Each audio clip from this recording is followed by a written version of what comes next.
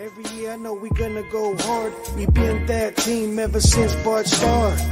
All my cheese heads go pack go. Ain't showing no mercy, cutting no slack, no. I ain't a bad sport and I'll even wish you good luck. Only thing I will. Good evening. Welcome into Lombardi's Legends podcast. I am Wags, and joining me as always is Dane. And we get to do this one after an emphatic Packer victory over one of our most hated rivals to the West, and the Minnesota Vikings just absolutely steamrolled them on Sunday 23-6, took care of business, and maybe not necessarily style points, but dominating win nonetheless. So always nice to jump on and celebrate a Packer home victory. It's stopped a little mini skid in home games there, Dane, but hopefully that's a good sign of things to come here. It's Toyota-thon. It's, December is right around the corner. All good things for Packer football under Coach Matt LaFleur in his regime. So, but before we can even dive into any of that bigger picture discussion, we've got a big one this week.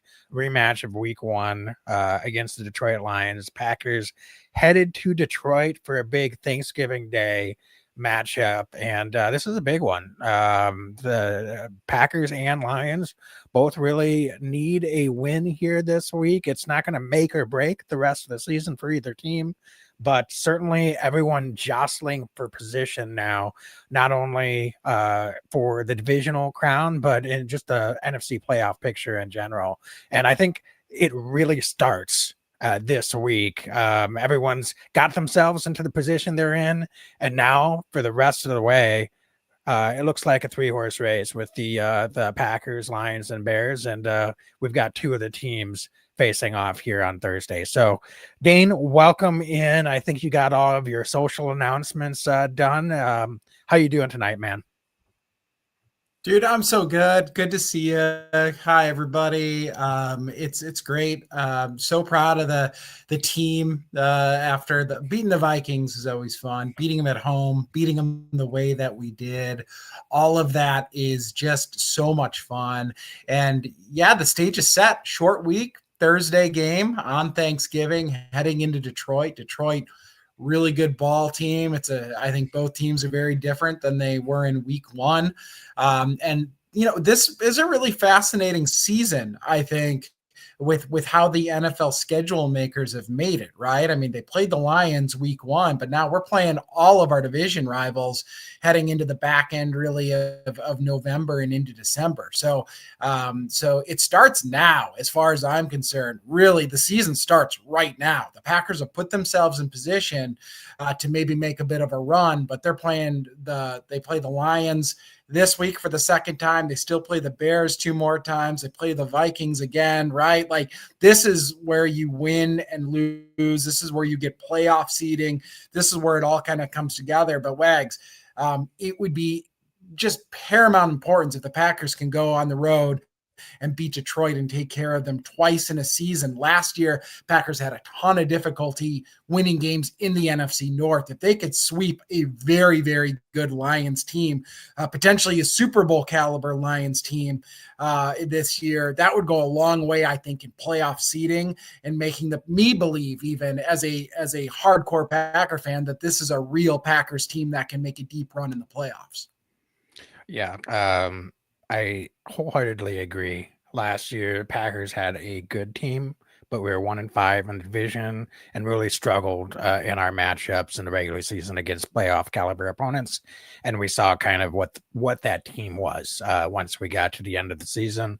So like I said at the top, this week, whether they win or lose isn't going to define who they are and how far they will ultimately go. But I think it will be a really good litmus test. So exactly what you're saying for what type of team we are right now and what we need to be down the stretch run. This is not to look ahead, but this is a tough schedule for the Packers the rest of the way.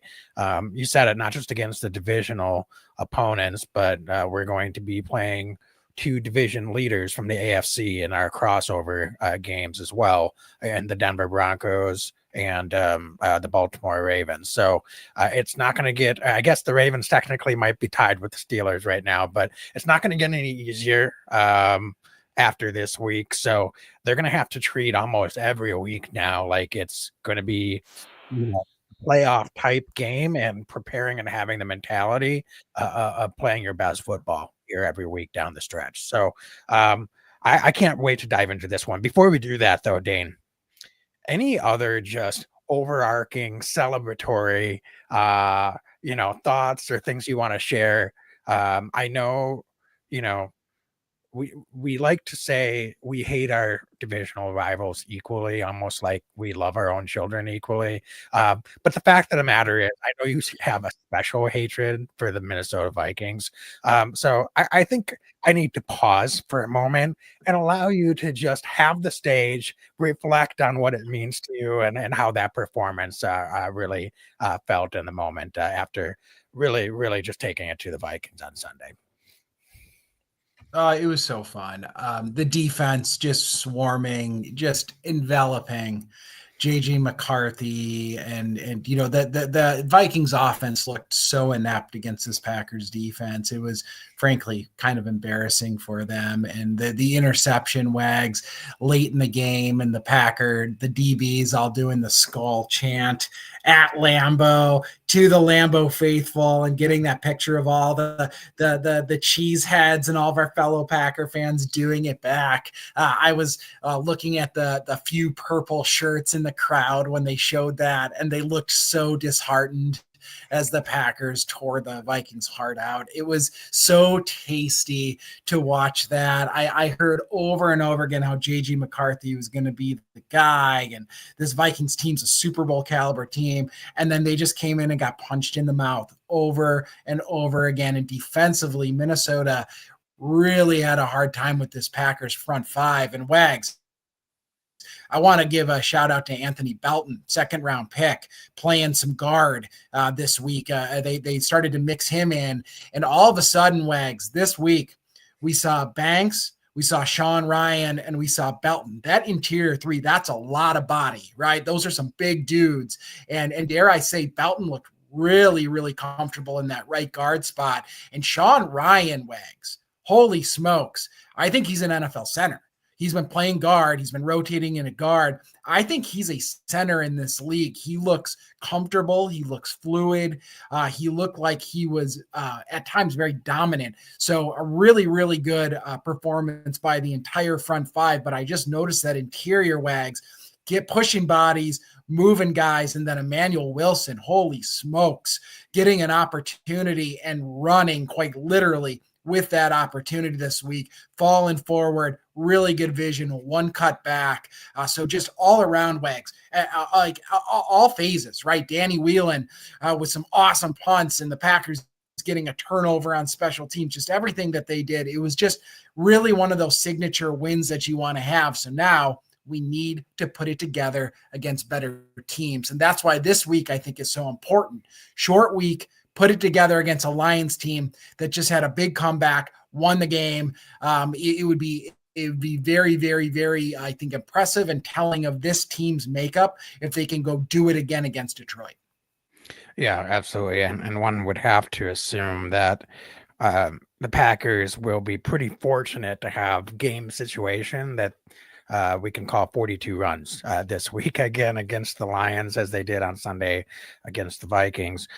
So it will be interesting to see if it's a more pass heavy game plan, either by design or necessity, if Belton ends up getting the lion's share of the snaps at right guard, or if Jordan Morgan ends up getting a more equitable balance of snaps if we're throwing the ball a little bit more.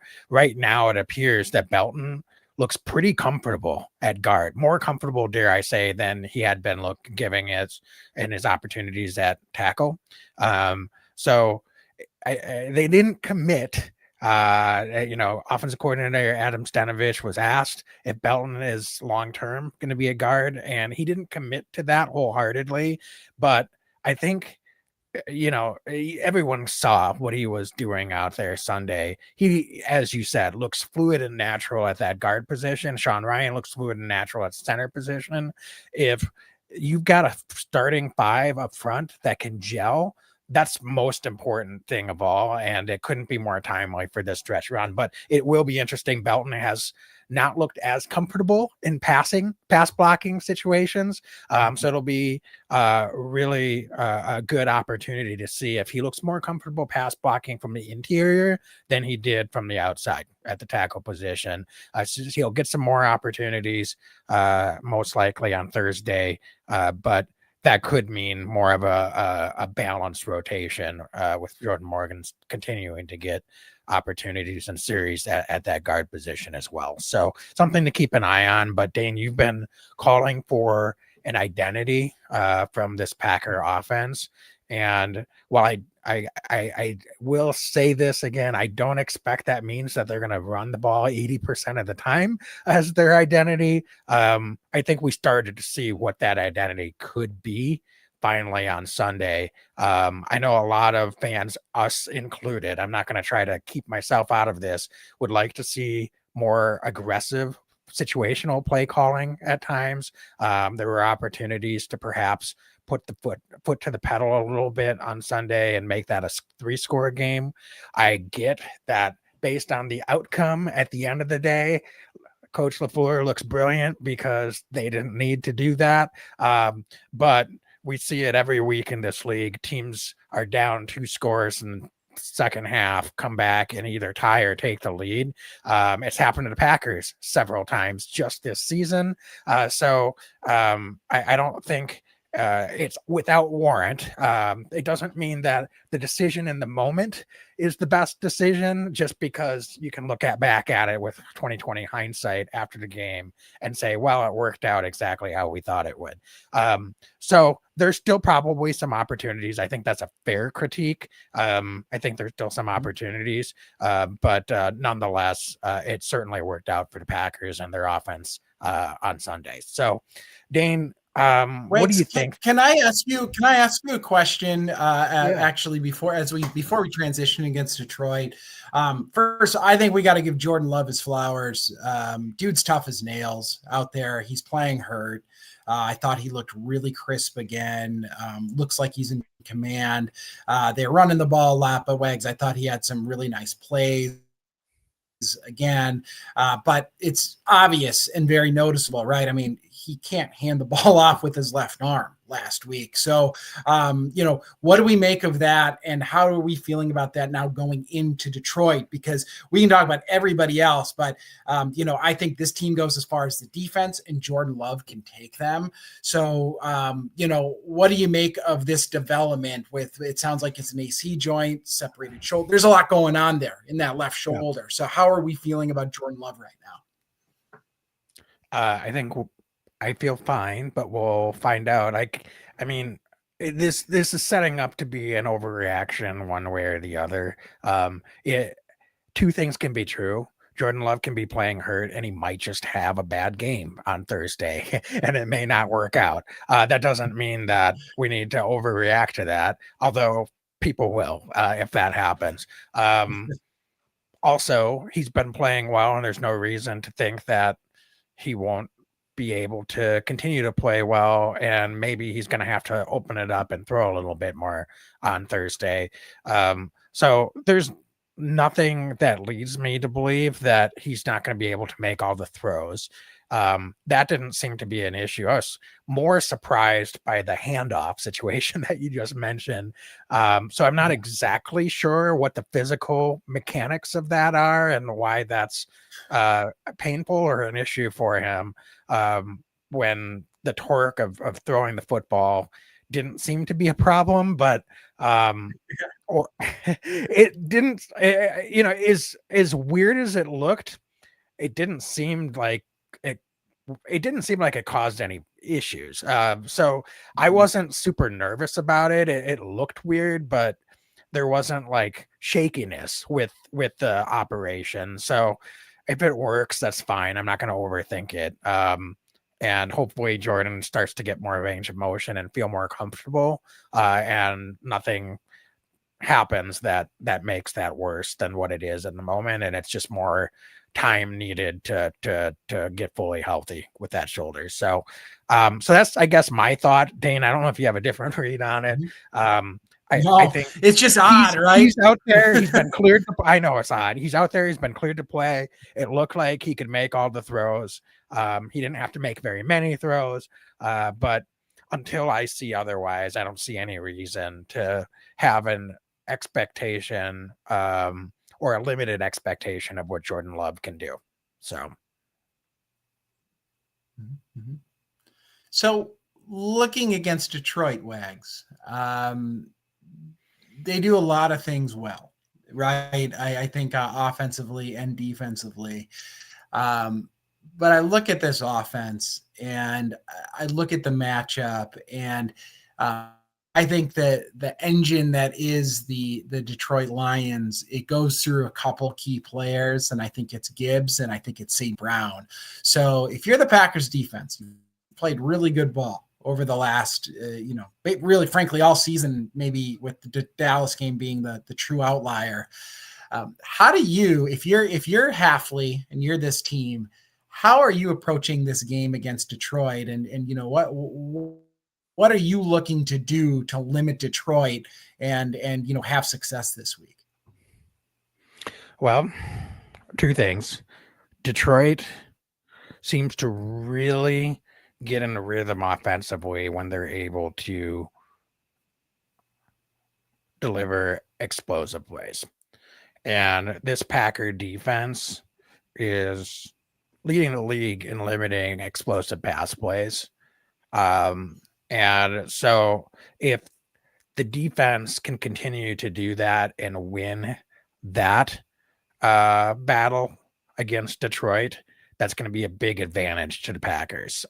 Packers are giving up only 5.9 yards per pass attempt, which leads the league in fewest yards per attempt. And they are also leading the league with 21 pass plays of greater than 20 yards, which is the fewest in the league as well. Detroit offensively, they want to be able to gouge you, get down the field, explosive plays, score quickly, make this an up-tempo game, which I do think the Packers are capable of doing. But in the one game this year that they got into a track meet, it ended in a 40-40 tie against the Dallas Cowboys. So I think you need to be careful about that depending on the opponent. I get, you could argue there's weeks when the Packers also limit themselves throughout this season against opponents that are not on paper as explosive of what the Packers are or should be. And it feels like a much closer game, or they've lost games maybe as a result of playing with their fruit a little bit. I don't think this week's one of those games. Don't let the outcome in week one fool you. Packers defensively need to limit those explosive plays, and I don't think getting into track meet with Detroit behooves them. The other thing is Jahmyr Gibbs.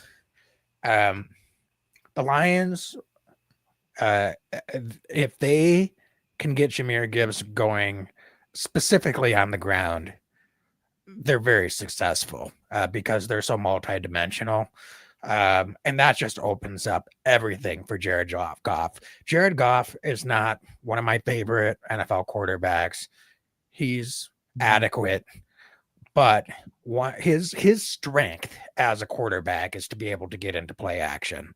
And if he has time to get into play action, he can be pretty precise and surgical and deliver the ball where it needs to go. We've seen that go to the detriment of the Packers in some matchups against Detroit over the last few seasons.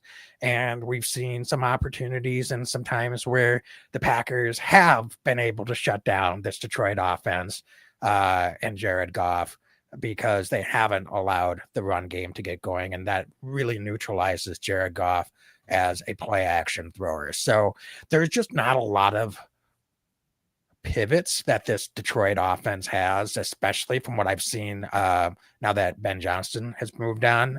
If their run game isn't going well, it feels like they kind of start to run out of answers in a hurry. Jared Goff is not someone that appears to be the type of quarterback that has ever been able to just say, all right, let's just air it out without an adequate run game to support him.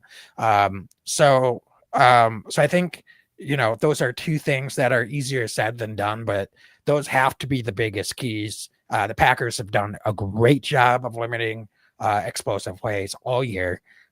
So it's a tough opponent to do that to, but there's no reason to expect that they won't be sound in that area. The harder thing is going to be limiting Jahmyr Gibbs and hoping that Detroit doesn't get a real rhythm on the ground. One thing I would say, Dane, and I'm just going to ask you about this Detroit offensive line, we talked a lot about the Packers offensive line. This Detroit offensive line is pretty banged up. So what are you seeing in matchups in that area with the Packers defensive line and kind of how they've been performing and some of the key players and matchups that we might see against this Detroit offensive line? Because that might be where the game is decided, in all honesty. Who wins the matchup in the trenches between the Detroit offensive line and this Packers defensive front? Yeah, Wags, that is probably the tail of the tape as far as I'm concerned going into this game. I mean, looking at their depth chart right now, their left tackle Decker's questionable, their center Glasgow's questionable, Rutledge is questionable at right guard, and Sewell at right tackle, right? I mean, these guys are all pretty banged up, as you mentioned. I think this is a big week for Green Bay's defensive front to continue to, I think, assert themselves. I thought it was really fascinating. Last week, Wags, the Packers rolled out a really a 5 defensive line front to start the game. I thought it was really interesting to see. We had Parsons and Gary on the outside, and we had Carl Brooks, we had Wyatt and Colby Wooden all in there. So we had 5 guys to start that game against Minnesota. Carl Brooks, unfortunately, got banged up after a few plays, but it was kind of a new wrinkle and a new look that we saw there from the Packers. And I thought that was kind of interesting. It was almost like a 3-4, right? When you look at it that way with the linebackers out there as well, and Quay Walker injured. But this week, Wags, I'd like to see Devontae Wyatt continue his pursuit. I thought he put together another really, really good week. He coming back from the injury, he was kind of like slow to get back to it, but I think that he's really showing improvement. I think that something that really stuck out to me, Wags, is Warren Brinson, the rookie defensive tackle, 6th round pick, was inactive a bunch earlier this season. Dude got 5 pressures, led the team in pressures last week, getting his opportunity. That to me is maybe one of the most eye-opening statistics that I saw against the Minnesota Vikings, is seeing a guy who's getting his first real crack at real NFL snaps, making an impact the way that he made an impact. Mind you, to Packer fans, he's a guy who, the Packers kept an extra defensive lineman, right, this year than they probably normally would have, because they liked him and they liked his college teammate now Stackhouse. They found a way to keep both of them on the 53. And this is a team, there was a lot of competition across the board in training camp. So I think it says a lot that Brinson, not only stuck, had the impact that he had. So Wags, I start circling guys like that, right? I think Colby Wooden's had a really nice season. Not sure the extent of Carl Brooks' injury right now, what that's going to look like, but I want to see more chaos and mayhem from our interior defensive line. And I think that Wags, bigger picture, if Goff is going to pass the ball, if the Packers get out to any kind of lead and forcing Detroit to throw the ball, if they have injuries up front along this offensive line that are going to impact this offensive line this week, I mean, Micah Parsons, of course, has been ridiculous, but also Kingsley and Barre's been really, really good. Rashawn Gary had a nice week. Lucas Van Ness, unfortunately, had to leave the game. Not sure what his status is going to be, but the Packers have the rushers, right, to get in there. So if they can somehow limit the running game early against Detroit, and that's a hard thing to do with, as you mentioned, with the talent that they have in their running back group. But if they're able to do that, I think it puts Detroit at a significant disadvantage if they get into some 3rd and longs against this Packers pass rush this season. Yeah, absolutely. Um, Packers were able to significantly limit the Detroit run game in week one.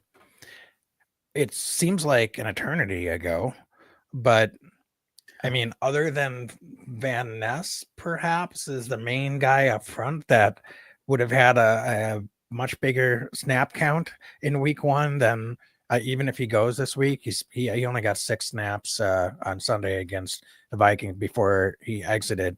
I thought I saw somewhere that he did come back in for a play though, and just maybe wasn't feeling 100. So I guess we'll see. But either way, um, I mean, Dane, are there any individual matchups that you're seeing that the Packers can maybe exploit in this matchup based on what they did in week one? Adjustments will have to be made, certainly, as both sides will be doing. But at the end of the day, it comes down to matchups and execution. So, who are the key guys that you're looking at? You mentioned all the guys up front, but if you had to narrow it down to Yeah. one or two, what are you really looking at for Sunday?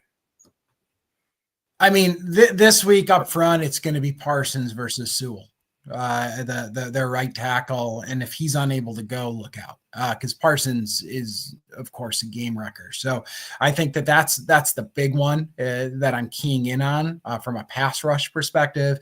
But Wags, I would say Kamal Hayden on the back end as well, number 36, who got a ton of run after Keyshawn Nixon went out. He's going to be a key if he's going again this week, because Detroit has two guys that can really stretch the field. Of course, we know Amon St. Brown, but Jameson Williams as well is no slouch. So, on the back end, I think looking at him, I thought that he played a really strong game last week, but if he's got to go again, he's just got to go right back at it, right? And this is, I think, a cornerback room going into the season of anywhere on the field that we weren't sure, how proven some of these guys were. We didn't have all the veterans like we did in some of these other position groups. So I'm circling Hayden. I think that, he's a guy that's going to, have his opportunity to go ball out. And, he's probably going to be matching up more with Jameson Williams is my guess.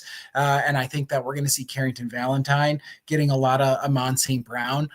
So, these corners, right, are really going to have to go out and do their work. The safeties, I think, have done a tremendous job all season long. And I think Bullard Wags has been probably like sneaky, one of the most improved guys on this defense. He's been really, really good. He's in really good position all year long.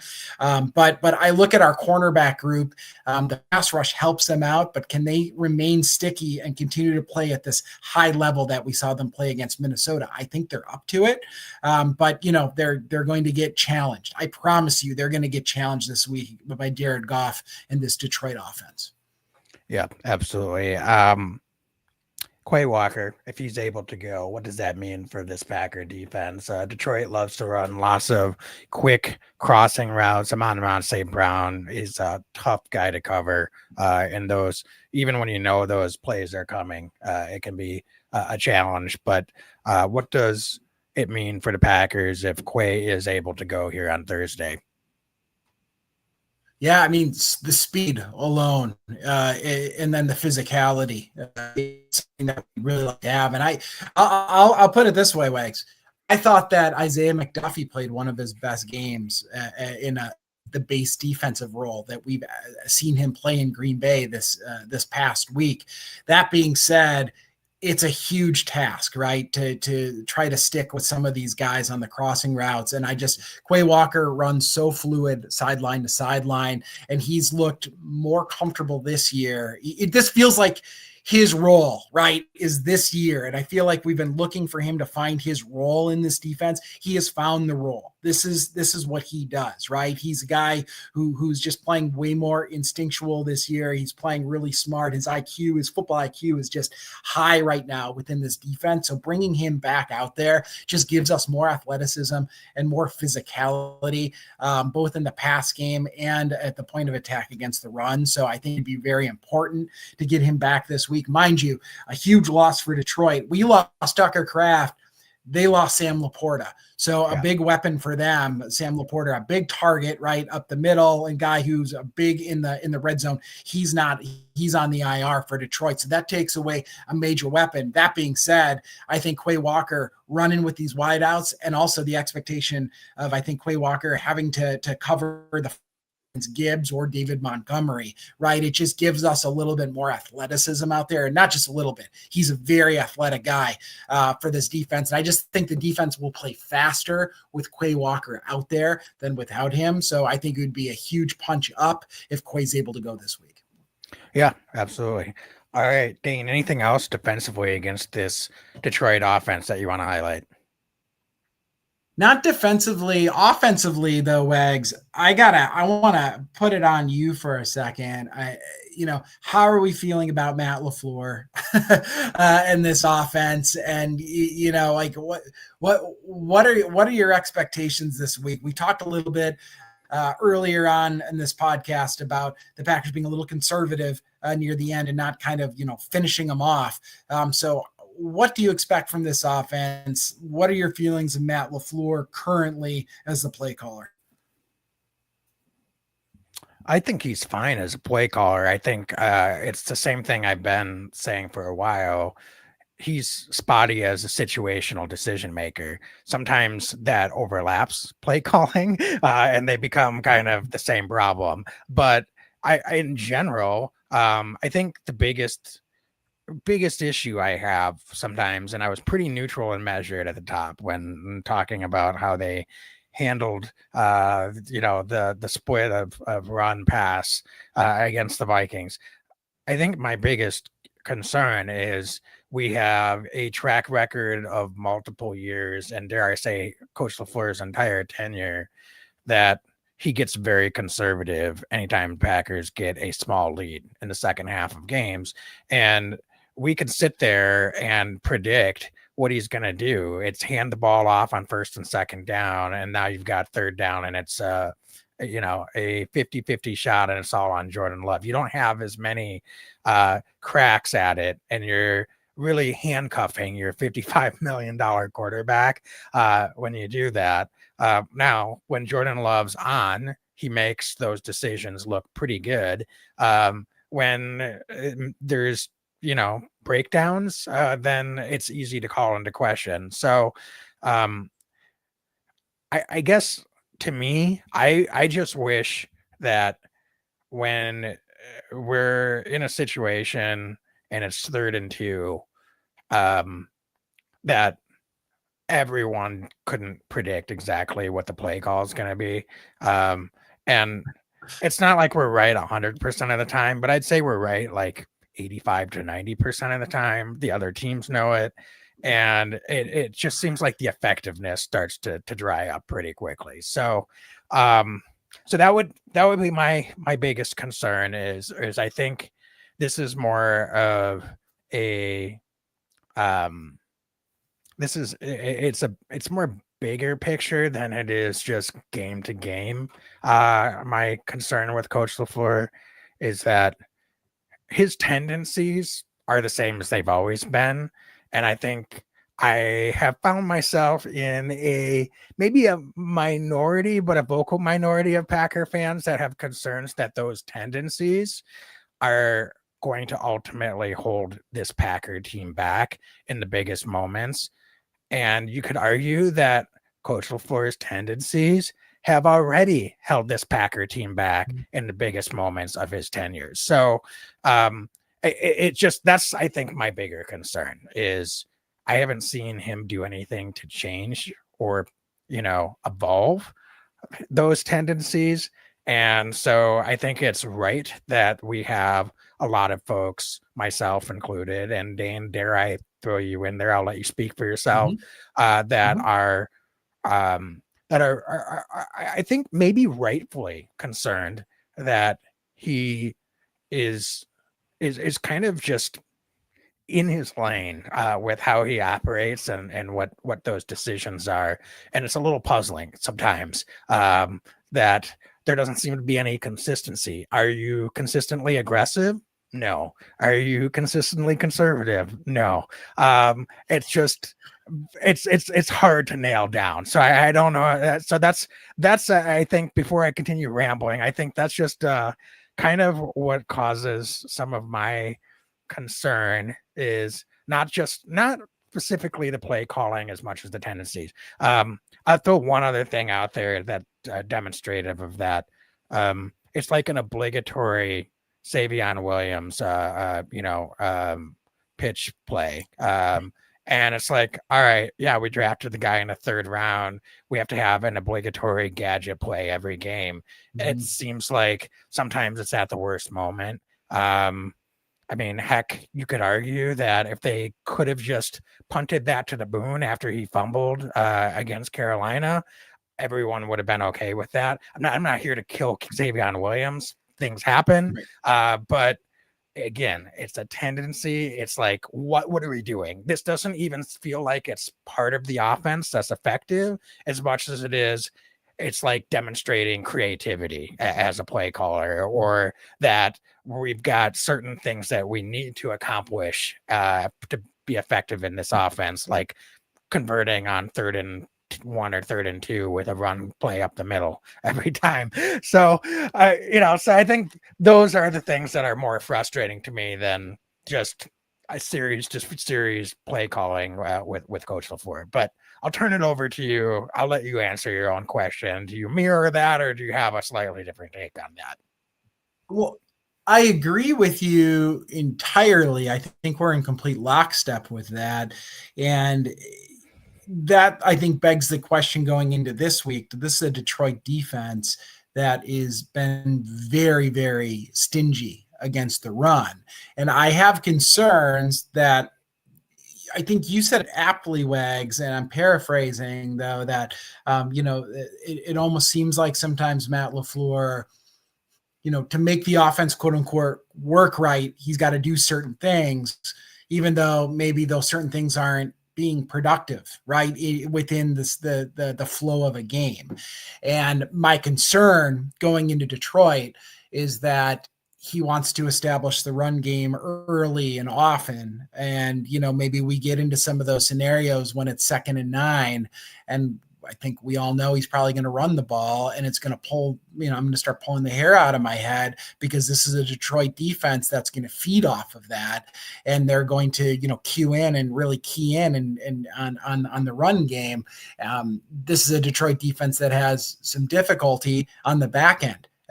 Their pass rush can be productive, but this is a Detroit defense. They're one of 10 teams in the NFL that have given up 20 plus touchdown passes this year. Right.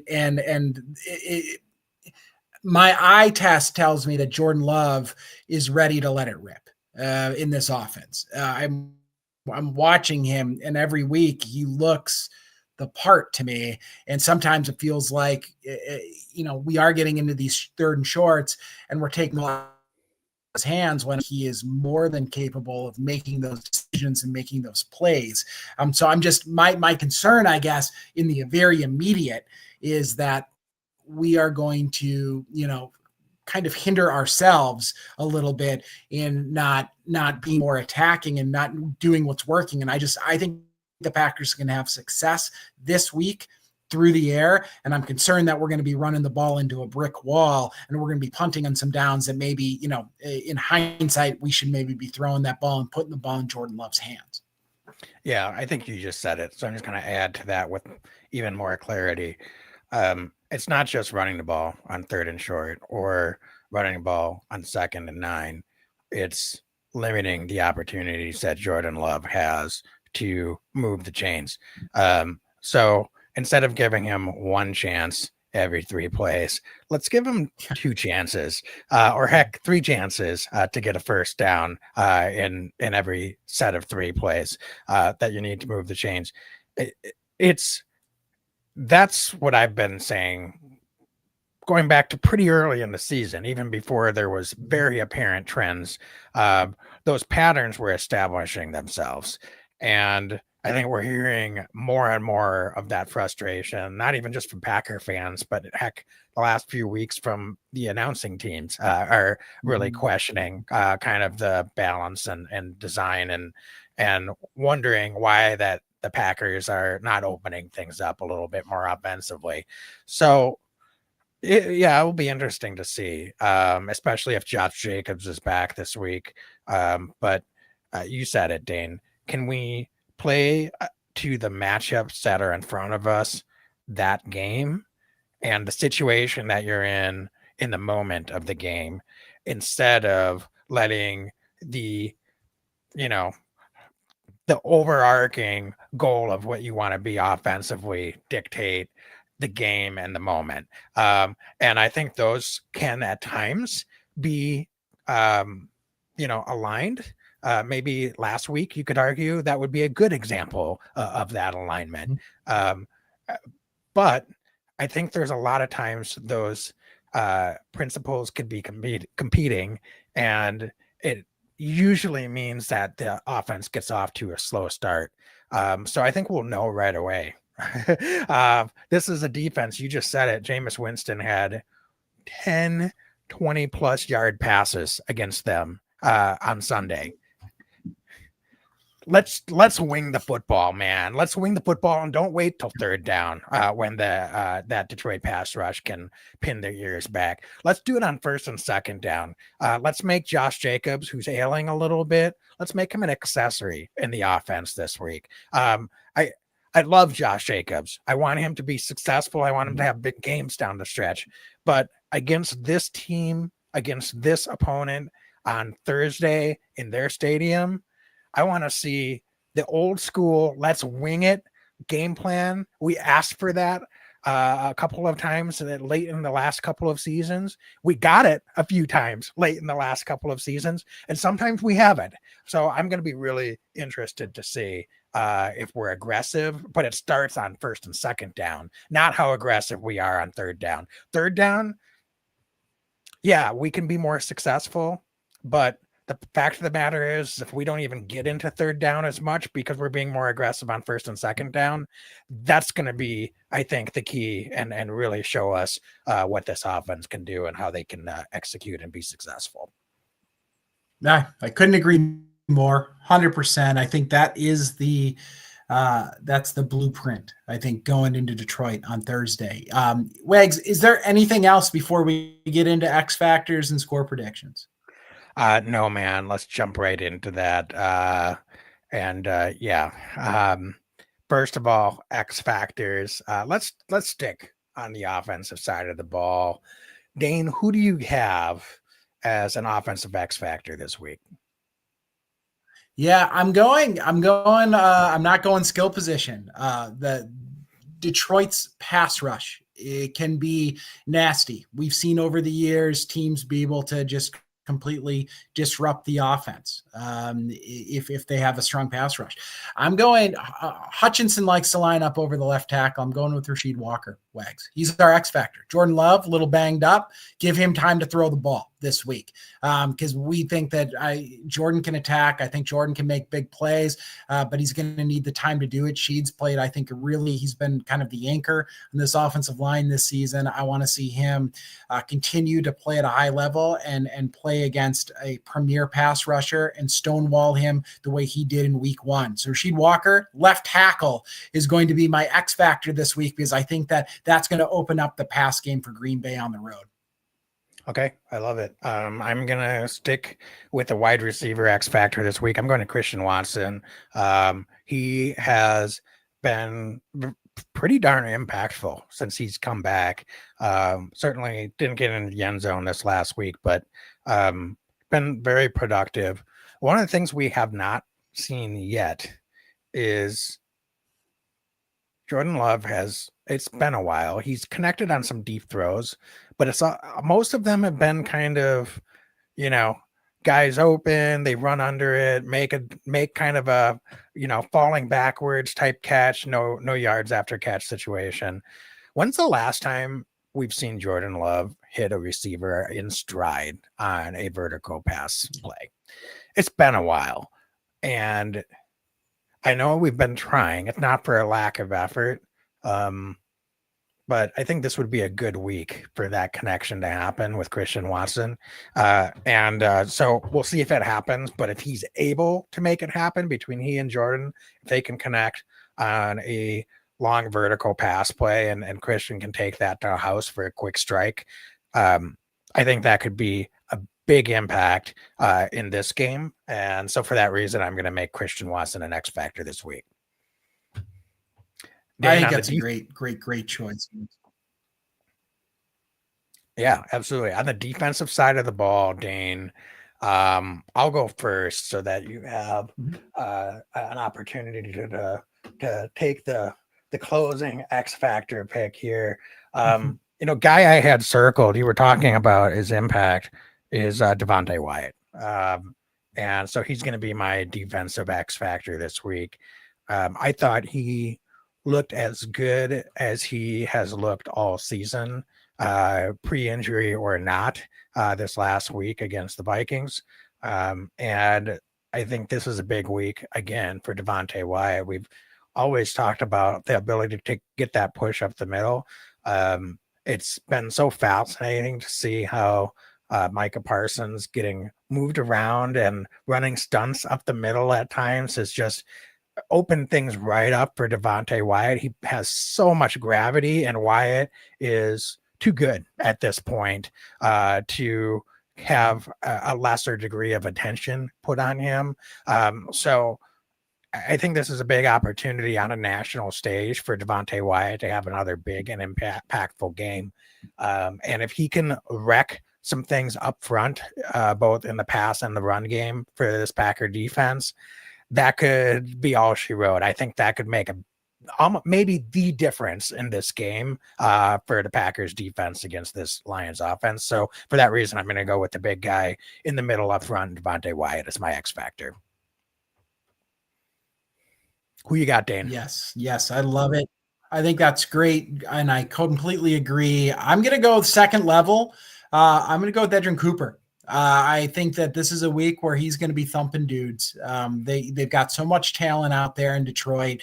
They're going to try to run that ball. They're going to try to have Gibbs take off. I think this is a week where Cooper is going to, maybe get an opportunity to play closer to the line of scrimmage, maybe go after the quarterback a little bit more. But Wags, I also think he's going to be chasing down running backs. And, this is a week where he can make an impact play or two, a couple tackles for a loss. I just love his game, Wags. They've had him back a little bit more, I feel like, and not rushing the quarterback quite as much with the addition of Parsons, and understandably so, right? The Packers will be able to get home with 4.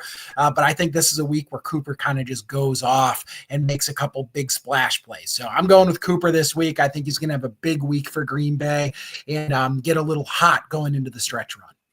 I love it. All right. Score predictions. Dane, I think we need to score 30 this week.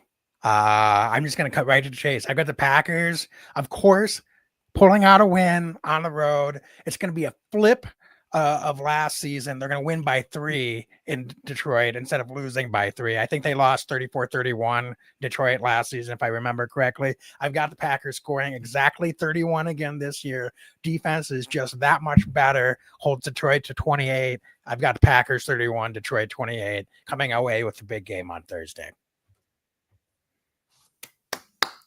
Yes. All right. Let's beat Detroit on Thanksgiving. I also think it's a very close game. It's a 2-point win for the Green Bay Packers. I think it's 26-24. It's a complete nail biter. Nobody's going to be able to eat until the game's over because they're going to be too darn nervous watching the game. But the Packers are going to pull it out. I think they're going to win this game on the back of that defense. Jordan's going to have a nice game, but I think the defense closes it out. Detroit does not get a chance to kick a long field goal because that pass rush is too relentless against Jared Goff. So the Packers win this game 26-24, and we're going on our run against division opponents. I love it, Dane. We'll take a win any way we can get it this week. It would be a big win if they're able to pull this out. But I've got confidence that the Packers can do this, get out of a little bit of their offensive rut, and hopefully come out of Detroit with a victory. And dare I say, maybe, just maybe by early next week, the Packers could be in first place in the division if they're able to pull that out. And the Bears do their job and lose like we hope they will this week against the Eagles. So not that we're scoreboard watching, but let's get into it. It's fun. It's that time of year. Let's go. Dane, anything else to add before we close out on this episode? No, nothing to add, Wags. It's fun as always. I love you, man. I love doing it. So I appreciate you, buddy. This is a lot of fun. I love going against division opponents and talking Packers with you. Absolutely. Likewise. So as always, be legendary and go Pack, go. Go Pack, go. Every year I know we gonna go hard. We been that team ever since Bart started. All my cheese heads go Pack go. Ain't showing no mercy, cutting no slack, no. I ain't a bad sport and I'll even wish you good luck. Only thing I will